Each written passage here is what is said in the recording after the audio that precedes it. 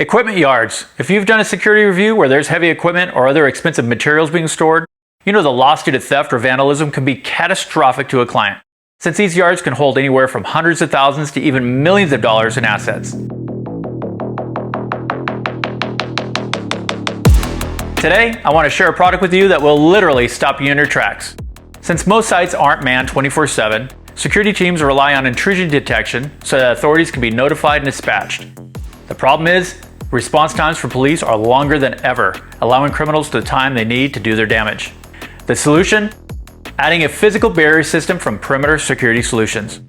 PSS has designed some of the most advanced barrier systems available, stronger, lighter, and assembled with the best stopping power on the market. There's no quick or easy unauthorized entry with a barrier system from PSS. It's almost impossible to climb and has a completely welded system, making it nearly invulnerable to standard forms of attack. As part of a layered system, a physical barrier is the last line of defense before a property is breached and an integral part of giving first responders a chance to arrive before the damage is done.